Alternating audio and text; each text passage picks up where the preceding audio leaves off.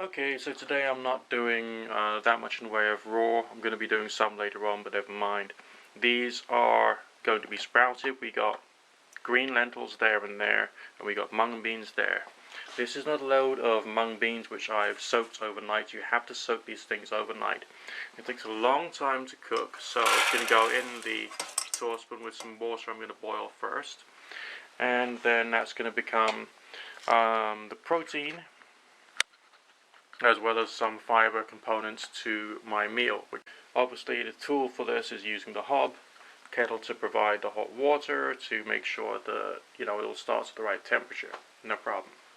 The other tool I'm going to be using is the steamer, and I'm just going to have some rice, some vegetables, possibly a few other things. I haven't quite worked out what I'm going to have there. It's going to be a relatively simple lunch for me today, but the whole goal of this one is to provide me with fiber, protein, and a bit of extra goodness as well. So it's going to be, I would say, quite balanced, quite healthy, and we'll just see basically, how it all works out. As you can see, the reason I have not done a video yesterday is because I was cleaning in the kitchen. Just check out those tiles.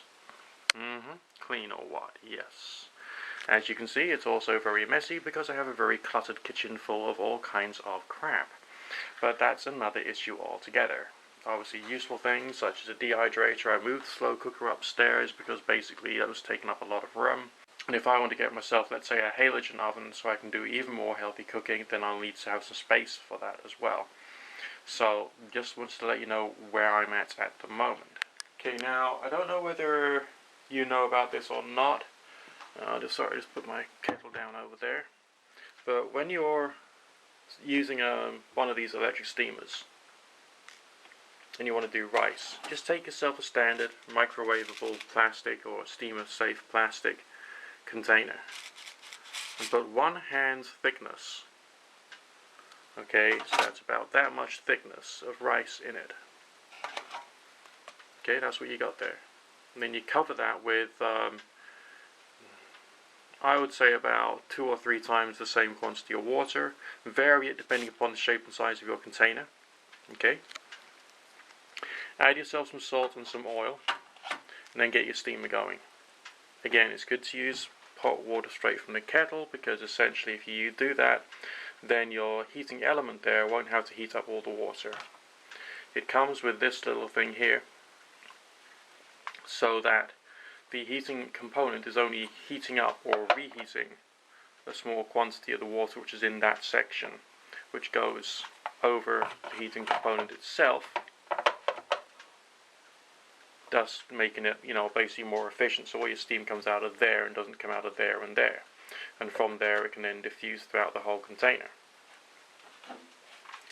These things have got a number of different levels, so you can do a meal for an entire family, which is pretty cool. But I'm not doing that. I'm just doing it so I can have myself the rice, and I'm going to put some vegetables on top there as well. So it's going to be quite well balanced in today's lunch. Okay, I want to try and use up all my fresh food, so I'm going to get through the remains of my cauliflower. There's a bit of bad in there, so I'm going to cut all that off. So it'll only be the remains of the healthy vegetable left over. There's not much of this, but it'll provide me with some nutrition, which is going to help with the health benefits of the meal. Mung beans are on there. Slowly, the element's slowly heating up, so it'll reach the right temperature shortly, and then we can use the lid to vary the temperature. If you're using electric hobs, they will all react differently.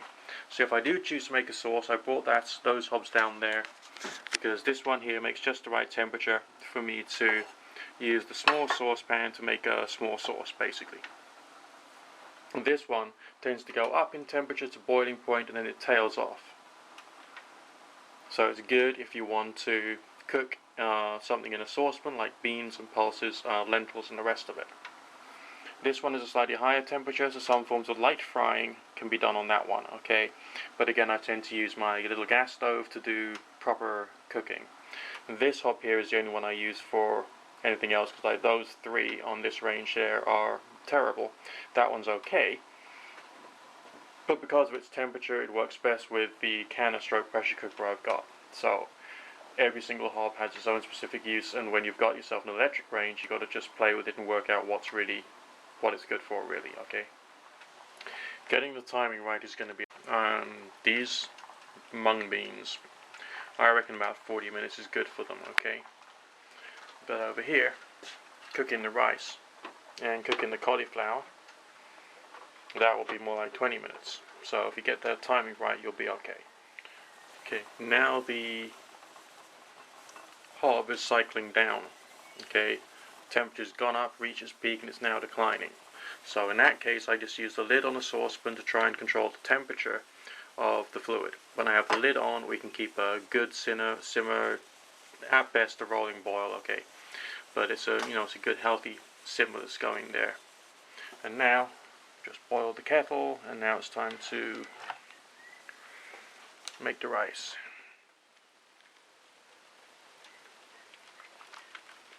It's got a fill line, so I try and get the water level between the two marks, and that should be just enough water for what I require. That then goes in there, and the steam isn't going to escape from the sides. That's the hot water for the rice. I could add a pinch of salt to that, but I couldn't be arsed because I'll be adding salt to the actual meal itself when it's on the plate. You set that to 20 minutes.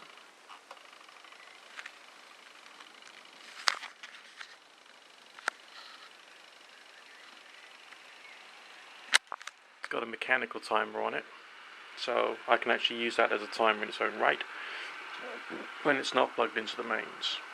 So I got the rice, I got the cauliflower, and I got beans. Not sure whether I'll have a sauce yet, but it'll only take me like 10 minutes to make the sauce.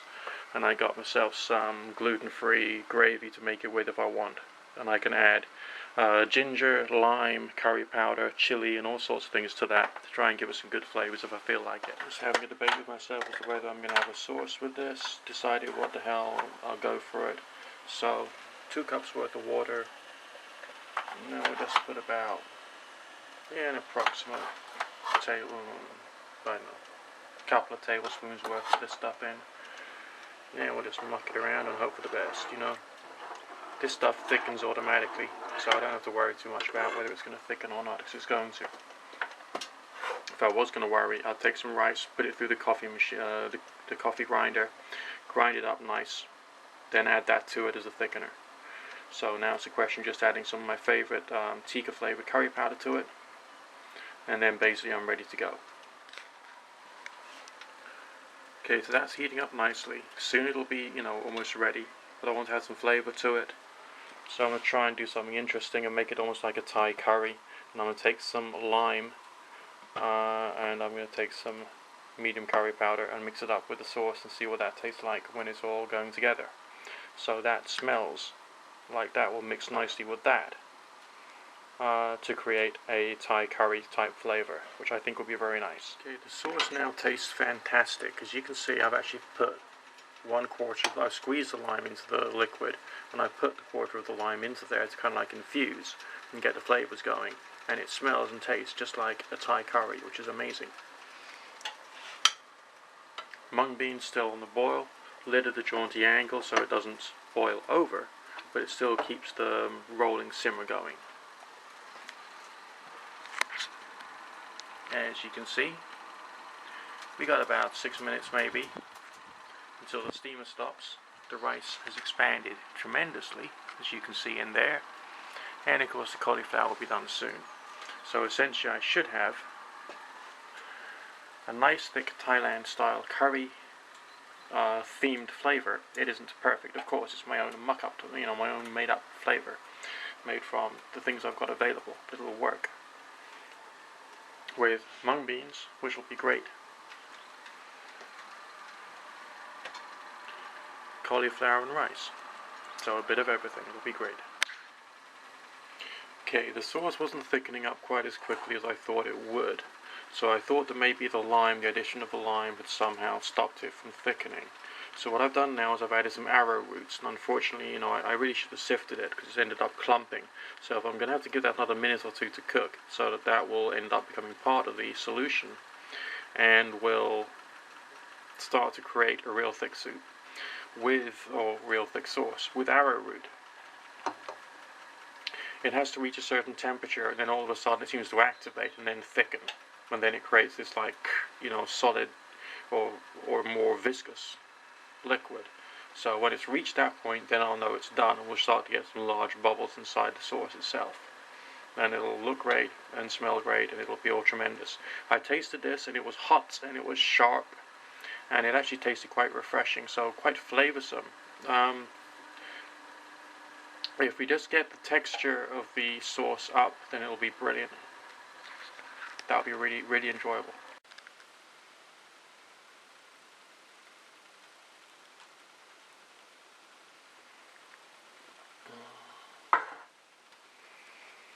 Looks good. It's gonna taste good. I'm looking forward to this.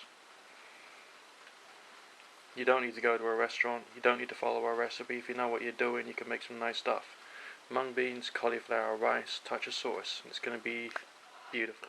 Okay, so I'm sitting here right now with a finished work of art, and I'm tucking into it. Come out not too bad.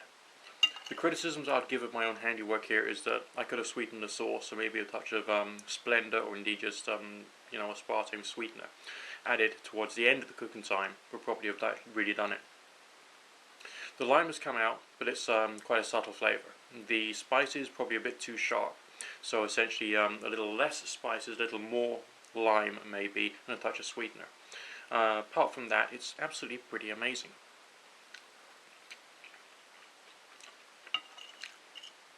I've got the mung beans cooked to a turn, the cauliflower is just right, and the rice is okay. So essentially, there we go. And on top of that, it's quite an affordable meal, and so it fulfills a lot of my requirements for a good, healthy meal cooked at home.